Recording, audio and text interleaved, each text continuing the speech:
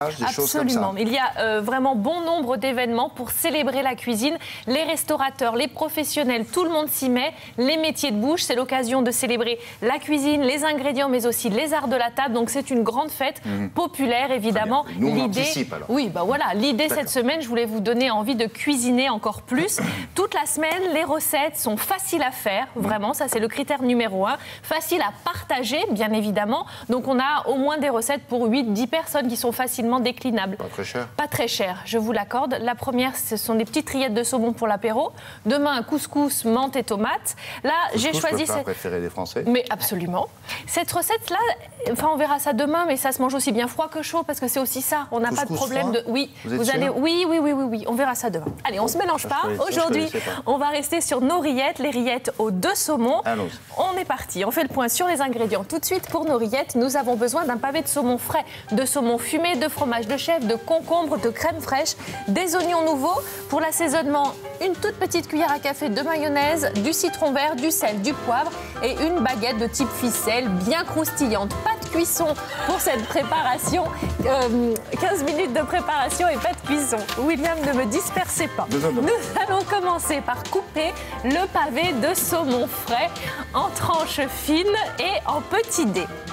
Ce pavé de saumon frais, on le met dans un saladier et nous allons ajouter des dés de saumon fumé. Donc là, on prend des tranches de saumon fumé, on les coupe pareil en lanière et puis dans l'autre sens pour les débiter en petits morceaux. Ensuite, nous allons ajouter des oignons nouveaux. Ça va bien sûr apporter un petit peu de croquant dans la recette. Donc les oignons nouveaux découpés en petits dés. On garde un petit peu les tiges vertes, elles peuvent nous servir pour la décoration.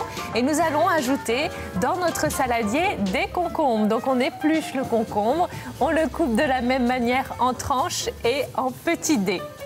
On l'ajoute au saladier. Après le concombre, le fromage de chèvre frais. Le voilà, ce fromage de chèvre. On en prend une bonne partie et on va l'ajouter dans le saladier. Ça va donner bien sûr du liant un petit peu à tout ceci. Une toute petite cuillère à café de mayonnaise de la même manière pour assaisonner et lier le tout. Un petit peu de citron vert pour le peps, pour la fraîcheur. Et puis n'oubliez pas un peu de sel. Attention, le sel avec modération car le saumon fumé est déjà salé, le fromage de chèvre un petit peu également. Donc avec modération, on goûte, on poivre et on rectifie évidemment l'assaisonnement. Pour le dressage, rien de plus simple. On prend donc, je vous le disais, une baguette de type ficelle. Pourquoi? Parce que c'est bien croustillant, ou un petit pain au sésame, ou voilà, ce que vous souhaitez. Et puis on peut le toaster, ce pain, afin de servir nos rillettes aux 2 saumons sur ce pain toasté. Vous pouvez également remplir des petites cuillères pour l'apéritif.